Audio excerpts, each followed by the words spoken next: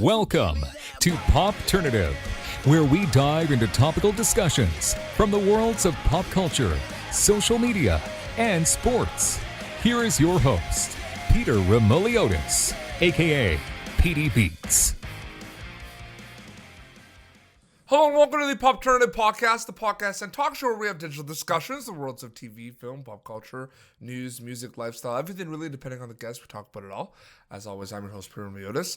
On social media, know me as PD Beats. My guest is an actor who stars in the film Echo Boomers. We are talking to Gilles Geary. Gilles, welcome to Popternative, man. Thanks, man. Thanks for having me. Happy to be here. I had the pleasure to chat with the director of your film, Seth Savoy, and it's one of those things where, it was his directorial debut. The first thing that kind of came to mind when I saw this film and when I saw the billing for this film was what an amazing cast. What was that like working with that cast? I mean, it was great, man. I mean, it's kind of essential because of the nature of the film that we need to have this sort of tight-knit group, and I mean, it couldn't have been easier because all those guys are just great, and we were laughing all the time, and it was just great. It was a really easy thing to just dive right into. Absolutely. Great. For you in terms of kind of acting and storytelling, because I like to refer to guys like you as storytellers, because that's basically what you do. Way of describing it. Yeah. When did you kind of decide that was something you wanted to do? I wish I had some sort of amazing sort of story where I was like, that is the moment. It sort of just was something I was always interested in. I remember when I was a kid watching all these movies, and I would just find myself constantly thinking about the movies between, whatever movie I was watching. I was kind of reliving that world. Mm-hmm. And then as I got older and I sort of did it as for fun, only later on in life did I realize you could do it as a career. Yeah. I was like, man, that sounds like a dream. And then from that point, I sort of started auditioning when I was living in the UK, and then I got into drama school, and the rest is history, I guess. Yeah, absolutely. The rest is history. Whether you've been an actor for, whether someone's been acting for 1 year or 30 years, no matter what project someone works on, there's always going to be learning experiences, right? Like we're not going to stop learning. For you on Echo Boomers, what were some learning experiences for yourself? I mean, the nature of film when we're just filming everything out of order. Yep. I can't say too much about the film because I don't want to give away my character's sort of arc or whatever, but it was important to just remember where I was in the film, in the sort of the narrative, and remember that if we're shooting second to last scene, what I know at that point. So that was a massive learning experience, sort of piecing together the puzzle and trying to form it in a straight line, Absolutely. Especially with my relationship with Patrick, like making sure I'm revealing certain bits of information when they're supposed to be revealed. You know what I mean? So definitely that was a good learning. Yeah, you guys definitely had some really pivotal scenes together. I mean, he's a great guy. He's very easy to pretend like he's family. You know what I mean? So he made my job a lot easier. If for people that watch this film, they notice there's a lot of characters in this film, like your character, Gilles, are very complex characters. They're not very straightforward. You know what I mean? They got a lot going on. How do you kind of prepare for a role like that? Well, I mean, that's my favorite part of the movie is that Jack is more than one thing, and I think more characters should be like that because people are like that. Yeah. People have different motives, and people can be more than one thing at the same time. So to prepare for that, I mean, it was just kind of thinking about what Jack did versus what Jack was actually thinking. So I was doing two things at the same time. If I'm doing one thing with Patrick, I have to know in my head I'm actually trying to do something different to keep both the subtext and the real sort of dialogue on two different planes. And then at the end of the movie, they get to become one. You know what I mean? I definitely know what you mean, but it's just like it's one of those things where one thing about this film that I really enjoy is there's a lot of scenes with the heist, and a lot of people are stealing things. There's a lot of action, Yeah. But the thing about this film, I talked to Seth about this too, is like I like the dialogue between certain characters. Like I feel like that's kind of a powerful thing in storytelling these days, Gilles. I don't know if you agree with me. I mean, a conversation between two characters can make you feel like, oh my god. Yeah, absolutely. It's funny with cinema, like, because cinema has a visual language. Yeah. So many films have so little dialogue, and everything is told with images and sort of placing and camera and stuff. But this film, I think, has both. Yeah. You have visual storytelling, and then you have, like you said, the fun sort of snappy dialogue. I'm a sucker for good dialogue, especially when it's kind of quick back and forth. But And this film, I feel okay. like the dialogue like that, the back and forth, is just also a testament how good like actors are these days too. Like the fact that people are able to kind of riff like that too. It's not Sure. easy, I'm sure. No, sure, yeah, but it's a sort of it's a happy combination because you have to have the good writing in the first place. Otherwise, you can't really do that. So they go hand in hand, the good acting and the good writing. We're talking about a film, Echo Boomers. You've also had a chance to work on TV shows as well. Talk about some of the other projects that you've kind of worked on in the past. I did. I had this sort of tiny bit part in The Path on Hulu where I got to play a Russian gangster, which was a lot of fun. And then the most recent TV thing was The Island, which came out on Netflix, and that kind of sort of came and went for various different reasons. But that was great, man. Shooting in the Dominican Republic was just a dream, To be on that beach for 9 weeks was lovely. How long did the Echo Boomers take for you guys to shoot? I think. Well, I mean, I got the role, and then we were going to shoot that February, and then we shot a year later. So it was a long time till we finally shot. But then I think it took about just over 4.5 weeks or so. And then we just did reshoots in March of this year. Do you find a lot of people don't realize? Because I often ask, when I interview storytellers like yourself on my show, I ask about like kind of misconceptions of the industry because I always like providing kind of behind the scenes, like maybe people don't know certain things, right? Do you find people don't realize that every project's kind of different and you can't just assume that one's gonna take a certain amount of time? Like every project's different, things happen. Like you can't assume. Yeah, I think people are shocked at how quick it happened. How quick. Like 4 weeks shooting. Is not that. No, so fast. And it's a bummer because personally, I would love to spend a year and a half making a movie.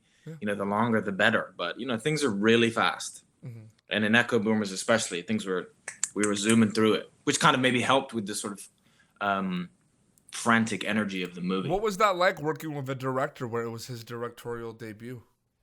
I mean, it was great because this is my first feature film that I've done, so I was just thrilled to be able to share it with Seth. And for a first-time filmmaker, he is remarkably talented and he knows exactly what he wants. And I felt in good hands with Seth, and I love Seth as a friend and as a director. And I mean, I just hope to do something again with him when this is all over. It's funny because I remember the big thing was. I talked to Seth about this too because it was his first feature film. And I remember, Jonah Hill, who's not really known for directed Mid-90s, a film called Mid-90s. Yeah. And I saw an interview and it always kind of struck me because I always found it very interesting because you saw the passion when they asked him about like his experience on, Mid-90s directing it, like for the first time. He said like, the one thing I got out of it is like as soon as I wrapped the film, I want to make another movie. Like I was motivated to make another movie. Is it safe to say that's kind of what it felt like with you and Seth and Patrick and everyone on Echo Boomers? Like you made this movie, like man, like let's do it again. 100%. I mean, for me, sometimes, actually, usually on the last day of shooting is when I feel for the first time that I'm just starting to understand the role. Mm-hmm. So it's like as soon as you're done, you're like, man, I wish we could go for another 4 weeks. I feel like I finally get it. Because it all happened so fast. But definitely, I mean, Seth's got a huge appetite for it, and I'm just excited to see what he does next, for sure. In terms of, people binging content or the way content is being created or how it looks, what are some trends as a storyteller are you noticing about how content is being created and consumed these days? Oh, man. I guess with everything going on, with sort of the way media is consumed, everything's getting shorter and faster. Yeah. I think there's a platform, I think it's called Quibi. I'm not really sure, but that has like really short episodes. I don't know if that's a thing anymore. But yeah, I mean, which has its bonuses, but it also has its disadvantages because personally, as a consumer, I love to see something with a long arc.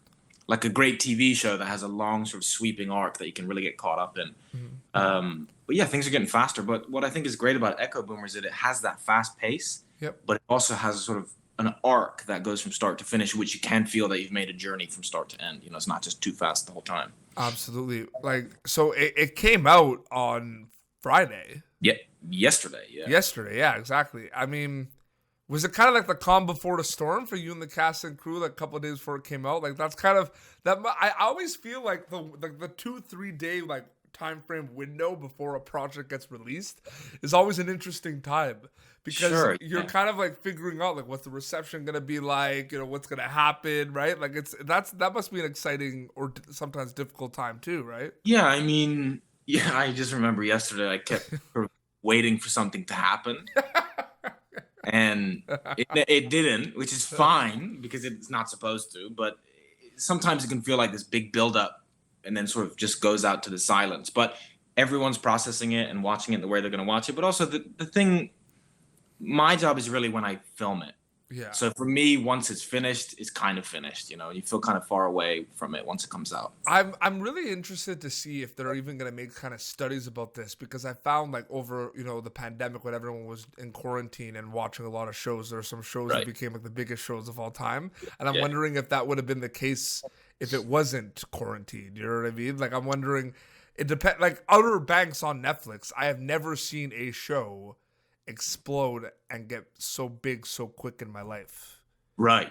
Like it was insane. Like I spoke to some of the cast members. It was like like the show dropped on a Friday and I'm speaking to them on a Tuesday about the show like 3 days later and it's like massive. It's like the biggest show on Netflix. It's just crazy how quick it was. Good for those guys. I mean, that's thing with Netflix. It's just a click and then you can watch the whole thing. I think it's great, and quarantine has probably aided that because people have nowhere to go, nothing to do, so they can focus on this entertainment, you know, which is have you just like, I don't know if like you ever talked to Seth about this. I mean, you're an actor, but have you ever thought about maybe like writing, directing? Like, is that something you ever thought of? Or I love writing. I definitely do some writing on the side, which has helped me between gigs, you know, because you finish one job and it could be 6 to 8 months till the next one. You need some sort of creativity to keep you floating up. So yeah, writing is definitely something I'm interested in. And maybe some things will come along eventually from that. But right now it's mostly the acting I'm focusing on. Oh, absolutely. Well, Gilles, thank you so much for coming on Popternative, man. I really enjoyed chatting with you. Thank you for having me. Appreciate the time. Absolutely. So, I mean, Echo Boomers is out now. They can check it out right now. Yeah, rent it on Amazon, iTunes, Apple TV, I think. And it's just it's a ride. Yeah, I think so. I think people would love it. I think it's a great movie. I think it's a wild ride, and it has a nice little bite at the end, which is always fun. Yeah, it does. Definitely does. Yeah. And it's kind of it's funny because it's kind of like one of those things where it's like, oh, like you see it like I didn't see it kind of coming a little bit in the end, but then you kind of think about it. You're like, yeah, you know, it makes sense. Makes sense. Yeah, I mean, that was my major draw to the movie is at the end, it has a nice sort of gnarly little bite at the end that kind of says something, not so much about politics, but about the nature of people, you know. Absolutely. Okay, so where can people follow you on social media to keep up to date with everything? I'm not a real social media guy, man, so not really anywhere. That's all I'm going to say. For now, it may change, but right now I'm not a huge social media guy, so. No, absolutely. Well, thank you so much, man, and congratulations on the film so far, man.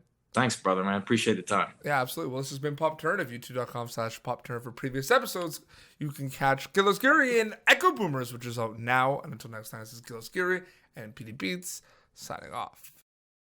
Thank you for tuning in to Popternative. Make sure to check out our past episodes of Popternative on YouTube. Be sure to like Popternative on Facebook and follow us on Twitter. This has been an Autograph Communications production.